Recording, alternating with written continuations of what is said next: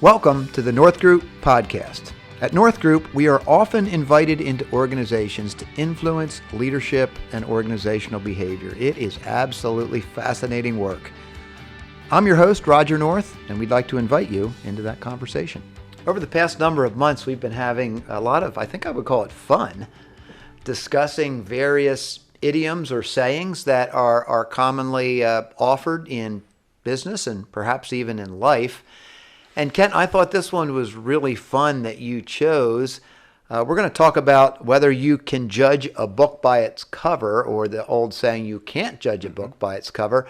Particularly appropriate because if I remember correctly, you started your business career in a publishing company. Is that true? I did, Roger. I did. My first professional job out of college was a marketing manager at a publishing house. So I had an opportunity to work with raw manuscripts that authors would write, all the way through editing, publishing, even to the retail bookstores. So book covers are important, books are important to me, and I enjoy them very much. So as a marketing manager, which sounds like you may have broader responsibilities than what we might think about with a typical marketing manager, but you would have had to think quite a bit about the cover of the book, because Right. I'm guessing that has a fairly important impact on sales? For sure. Covers are important. That's why this saying, you can't judge a book by its cover, I believe it's true. I would qualify to say you can't fully, or with a lot of reliability, judge a book by its cover. But to your point, the appearance of a book, what it looks like, very important. So it has to sell, it has to pop from a shelf to catch a reader's eye. And where does the title fit into that? Yeah. The title's important. The author's important. Okay. And the design. So there's many things, and one of the reasons why I like this idiom so much is certainly it applies literally to books, but it applies very well figuratively to people, because there's many things about external appearance that are important. Mm-hmm. Not the full story, but certainly the start. Well, we certainly know about the impact of initial impression. For sure. There's lots of research around how important initial impressions are. And of course, another idiom we could talk about someday would be you never get a second chance to make a first impression. And I think that applies here, because I think for me, I'm a lover of books. Mm-hmm. You're a lover of books. I read a lot. Mm-hmm. And probably largely past the idea that I would buy a book by its cover, Right. because mostly I would say I make my judgments according to recommendations I would get from a friend. If you would say, hey, Roger, have you read X? I would say no. Why? What did you think? You might say to me, I think you would love it. And then I would ask you why. And in probably 30 seconds, I'd probably decide how quickly I was going to put that on my list. So I don't know that I would make a lot of judgments of that, but I still occasionally go into a physical bookstore. I love bookstores, For sure. by the way. What a For great sure. place to spend, a rainy Saturday afternoon maybe. But there has to be something to the design of the cover, and we've got to be able to learn something about that, about this business of leadership, organizational dynamics, and human interaction in which we're involved. What do you think? Absolutely. There's a lot there, Roger. And before we actually transfer to the figurative leadership, I brought a book along, because I know that you and I share the love of books. And I don't know if you recall this, but this book was given to me by you in Christmas of 2007. So early on in our relationship, I've kept it, I've treasured it. So I wanted to bring that along as a literal representation of how important books are. That's almost 15 years ago. It is, and close to when we first met and began our relationship. And by the way, those of you that are listening, I failed to give a proper introduction to my friend Kent Hartzler, who has relatively recently joined our team here at North Group. But like many of the folks that join our team, our relationship didn't start just a few months ago. So we've been friends for 15 years and have had a variety of ways to extend that friendship. And Kent was also friends with a number of other folks at North Group, and we eventually got to the point where it made sense to be together. And one of those things is books, Right. and just our love of leadership, our love of learning, our love of organizational dynamics. I would look at that particular book and say, hey, there's not a whole lot to the cover there, but the title is very descriptive of the content, where that's not nearly always the case. You showed me a book the other day, Yes. something about everything about women or something I like that. learned from tractors. Yeah, everything about women I learned from truckers. Now, you were not the author of that, I was not the author. Because I don't think Steph would be happy with that. No, but it's just another reminder that external appearance just does not always do full justice to the contents. It's important. Other idioms, Roger, you were mentioning that we could think of as it relates to this one is not all that glitters is gold, or looks aren't everything. Yeah. And that second one, for guys like you and me, looks aren't everything. That's also comforting. It's really good. It really is. It is. And so what we need to do is thanks for the compliment, by the way, buddy. But what we do is we need to open the book and start to examine the contents, because we all do this as human beings. Anything that has external characteristics, I think we're always trying to judge, discern. That's not a bad thing. That might get us partly down the road. Now, some of our first impressions may be misguided. They may be flat out wrong. But for sure, the external cover is important, but it's that where we find the substance is inside the pages. The other thing I find with some of those external things now as we shift to talking about people and leaders is many of the external things, the cover of the person, are very easily corrected. Right. But we don't always have the courage to have the conversation that will correct them. This is true. Example, limp handshakes. Not a fan. I was aware of that. Yeah. The wet but fish. you wouldn't give a limp handshake anyhow. That wouldn't be your thing. Hopefully not. But to me, right or wrong, it communicates something. It absolutely does. And so on a number of occasions, I have had some doubts about what was going to be in the book, so to speak, after I met a person initially, got a limp handshake, maybe a lack of eye contact, maybe some other factors. But suspending judgment, getting into the conversations, wow, there's some serious substance here. Maybe this matches up with something we're looking at. Then I need to go back and say, wow, the cover of the book isn't quite what it could be, but easily correctable. We could change fixes. The cover. If I had the courage to say to the person, would you be open to some feedback? And the person usually says yes. I say, you know what, I think you would really benefit by firming up your handshake. Decorum. I mean, decorum, that's another way of thinking about that. And it's very true. It's an easy fix. It's things that we can all work out. We can't control everything, but certainly there are important things that are within our control. But changing on the inside. Now, that's the long play. That's human development. That's character formation. That's the long haul, but vitally important as well. Yeah.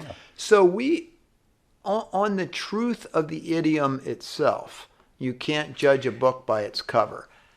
How would you deconstruct that, Ken? How would you qualify that? Again, judging a book fully, reliably, truly, probably not, but you can get a good start. I think we need to get inside the pages, give it a chance, and again, we need to do that with human beings and situations as well. One of the ways is be curious. Take a little bit of time, open it up, and start to peruse it. I think of a table of contents in a book. To equate that to a leader, maybe that's a resume, maybe that's past experiences. We do that through stories. That gets us a little deeper into what we might find within the pages of a book. You know what? One of the things, and this would not surprise you at all, but one of the things I have really had to fight is I was brought up by a family and in an era where, you mentioned a great word earlier, decorum, really mattered. Now, it did not matter to the exclusion of substance. Sure. Not at all. Absolutely. But I remember my father modeling and teaching me a number of things about decorum. Example, and I reproduce this to some degree with my children. I remember my father taking me to, I'm going to call them banquets, where I was the only young person there. Interesting. And I believe my dad did that deliberately to expose me to, I guess I'll call it the world of adulthood. Back in those days, the 70s, maybe even the 60s, I needed to wear a suit at age 12. Needed to learn how to shake hands, look people in the... Those were all advantages for me when I got into the workplace because I did not have to relearn them. Now, does that tell anybody what's in the book and what substance is inside of Roger North? Probably not, or not to a great degree. But I have always felt that it gave me a certain advantage. It has turned somewhat into a disadvantage that I've needed to overcome because that's not valued as much in society as it used to be. Obviously, we've become a much more casual society. Right. Is that necessarily a bad thing? Well, it'd be easy for me to jump to being a kind of an old fogey and say, yeah, I think it's a bad thing. I think I need to think about that a little bit more closely. What do you think? Yeah, you're absolutely touching on some interesting things. I do think the world is generally trending, at least in our context, more informal. Yeah. Now, is that good or bad? I think there's a ditch on both sides of the road because we always want people to be their true, comfortable, authentic selves. When does that cross a line from appropriate to inappropriate would be a question. But the other thing, Roger, don't you think in terms of there is a relationship between internal and external? How you look outside maybe starts to shape how you feel inside. So that relationship between, again, the cover, the external, I think it does correlate then to the confidence, how we carry ourselves. There's something there that I don't think we want to lose completely. That's not just you and me who are, have some seasoning, I some don't tread think off the so. tire. And that applies to people in their teens and 20s and 30s also? I'd like to think it does, and yet we're going to the context is important. Things are going to be changing. It may look a little different in future generations, but I think there's a principle there that will be enduring. Something else that I think is interesting, given what many of us have experienced over the last year or two, is trying to determine the relationship between the cover of the book and the substance of the book through a virtual means. Through a video meeting. Right. And I have generally taken the position, and I wondered what you thought about this. I don't think we've talked about this before, that the better I know the person, the more depth there already is to the relationship, the more productive meeting we can have virtually. Right. But if I have never met the person before, I have not had that chance to be physically in a space with them. If I'd not have a chance to shake their hand, to look them in the eye, those sorts of things that I was taught as a boy, it takes a little longer. And I would say to the point of the business that we're in, which involves helping executives to get better, helping leaders to be more effective, sometimes evaluating whether candidates for executive positions could succeed in a given environment and bring value. I don't think I can give our clients the very best evaluation of that without an in-person interaction. What do you think? You raise a really good point because just in the last year to 18 months, we've learned that we can do a lot more remotely and virtually than what we knew. And yet, a little bit back to a book. There's nothing like just picking up a book. The feel of it, the look of it, being able to page through it in a comfortable chair, versus we're getting a lot more content electronically. So again, the balance between there's practicality to that, it scales and has more capacity, but we lose something. And I think the same is true in human relationships when we're not together, sharing oxygen, being physically present in the same room. And yet, Roger, don't you think we're going to have to adapt and find our ways to do that in the world that we're going to be living in? I think it's an and. Yeah, and. I think it's an and. I think back to our business, North Group Consultants, the business we're in. We are very high on being in the same space. For sure. And we've built our business on the premise that that's really important. And as a result of that, a very high percentage of our clientele is within 1 or 2 hour driving distance of our location here, and allows us to easily navigate that. Now, as we've grown, we're getting many more opportunities. I was on a virtual call with a fellow in Colorado this morning. I'd never met him before. We spent about 45 minutes on the phone. I feel like I know him pretty well, given the 45-minute constraint. Would that 45 minutes or an hour have been better invested if he came from 45 minutes away? Probably, yeah. But we're getting better at it. Yeah. And so I think it's an and. I think it is. And at what cost? I mean, you're right. And good for you, Roger, there. I think what you're exhibiting with that story is an example of, you're not judging the book by the cover. You're willing to open it up, learn, use the mediums that are in front of us. And it'd be curious for those who are listening, some of our listeners, as they hear this conversation, maybe some of the younger ones, maybe some of the more progressive ones are saying, hey guys, you're going to need to figure out a world where we can't just pick up the physical book, but we're going to have to adapt and be flexible to some of the things you've described. One of the challenges I would like, I guess myself certainly to think about, I have been thinking about it, and those who are listening to us today to think about is, how does a virtual environment encourage less than full engagement? Mm-hmm. Example, both you and I sit on a couple of boards of directors. Mm-hmm. Those boards of directors meetings have almost exclusively been virtual over the last several years. It takes less time. Mm-hmm. I'm doing that from my office or my study at home. I'm not driving 20 minutes or 2 hours to that meeting. A lot of advantages. Sure. Disadvantage. I have sent text messages, read email, and completed reports during those meetings. Roger, I'm appalled. Confession. I'm appalled. And I would not do that in person. It wouldn't be. And I feel convicted around that. And I think this idea, Kent, this is a whole different kettle of fish here, which I'm about to just mention, and I'll put it out there for people to think about. Mm-hmm. The idea of multitasking is fundamentally flawed within the human condition. And yet, right now, you and I are fully focused on this conversation. Why? Because, of course, we respect each other. We respect our listeners. We respect this process. We want to do our very best with this conversation.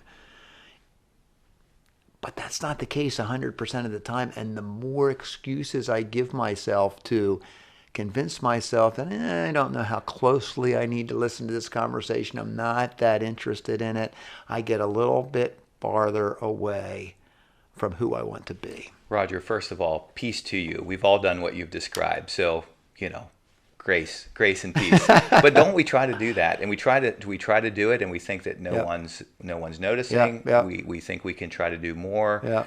Be efficient. That's one of value as well. And yet, just like a book, I took a speed reading class back in that first job, just simply because of the content that we needed to get through. So I learned how to speed read. Well, you can't fully speed read your way through material and truly do justice or do honor to it because you're not fully present. Yeah, you may be able to get the gist, the essence of it, but isn't that, again, when you talk about some of the formative substance in a book, scripture reading, you have to fully be present, fully digest it, comprehend. So there is a very good lesson there when we have to slow down and be present rather than try to multitask, whether it is virtually, like you mentioned, or even with a traditional hardbound book. And if we would think back to this idea of the cover does have an effect. Sometimes it's an accelerating effect on the relationship. True. Sometimes it means we need to invest more time in the relationship to overcome an initial impression or judgment that we have made that may block our way to a better relationship or a better judgment, if you will. We help organizations make judgments about people and situations and organizational dynamics. Yeah, I want to think about the relationship between that initial impression, the cover of that book, and how I make my way to substance. And again, over time, that begins to fade away. I believe. And I think that's a good thing.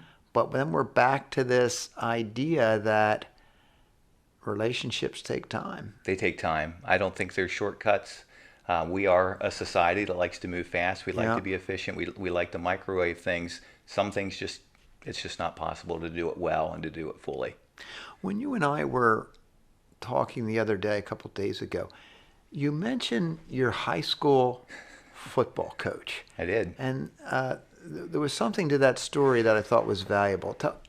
Quickly digest your thoughts on that. Yeah, I had a high school football coach. He was old school in nature, and he had a big phrase, which I don't think was unique to him, but don't assume, never assume.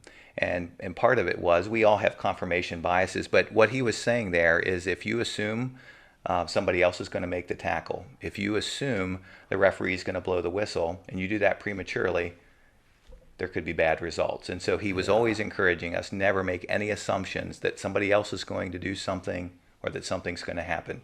Play through. playfully. So I think that's really behind the scenes what he was attempting to instill in us. That's a really good lesson drawn into leadership, because I can easily start making assumptions based on initial impressions that actually become inefficient and unhelpful to the conversation that goes forward, because I'm working so hard at either maybe justifying those impressions or having to overcome them.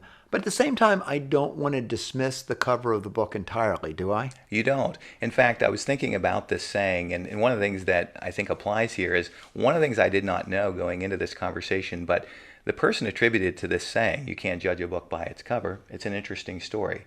The person, his name is George Eliot. And George was an author back in the 1800s. He was an English novelist. Sure. What I learned is that's a pen name. The real author's name is Mary Ann Evans. So Mary Ann is a female who used a male pen name. Thus, you can't judge a book by its cover. And she was the person that authored that idiom? And used a male pen name, as she wrote in the mid-1800s. Interesting. I thought it was. Would the thought be that back then a female author wouldn't sell? Didn't have the credibility simply because she was female? That's what I was drawn to as well. Wow. One other thing I was thinking, that is so interesting when you think about authors. You were talking about how sometimes authors can certainly affect whether we're interested in a book or not. For fun, to relax, I like to read detective books, easy to read, detective repartee and this kind of thing. And there is an author that was extremely prolific and wrote a number of books. And after he died, they continued to use his name to sell the books while acknowledging that his estate had licensed the characters in the book to other authors. And I am now reading through a series of books that are written by another author, but the name of the original author is still in the book, and the character, the protagonist, the detective, is still alive.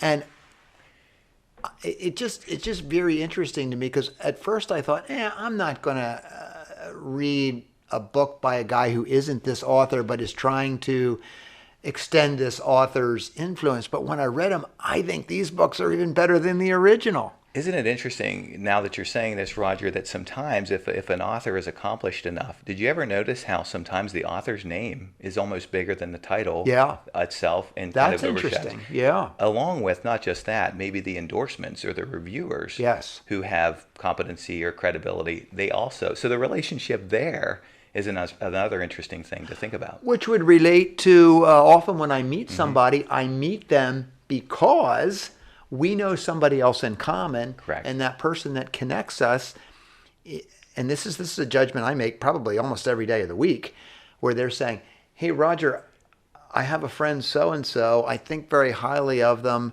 They're interested in some things that you're interested in. Would you be willing to spend an hour with them?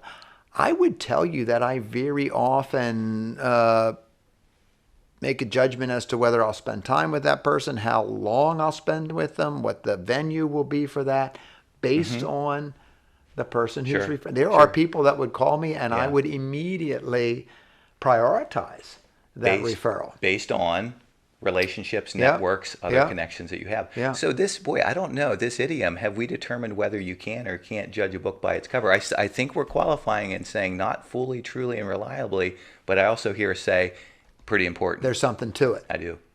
Sometimes it'll accelerate a relationship, and sometimes it may just force us to be more circumspect about whether those initial cover judgments are really impactful on the substance of what where we're going to take things from there. I think I've learned something through this conversation. I think at first glance I came in thinking, this is pretty clearly that you can't judge a book by its cover. This conversation is even helping expand my thinking on it and qualifying it in helpful ways. And I think our challenge going out of this here today is just for folks that are learning along with us to think, how do I connect those two things together, because they are connected.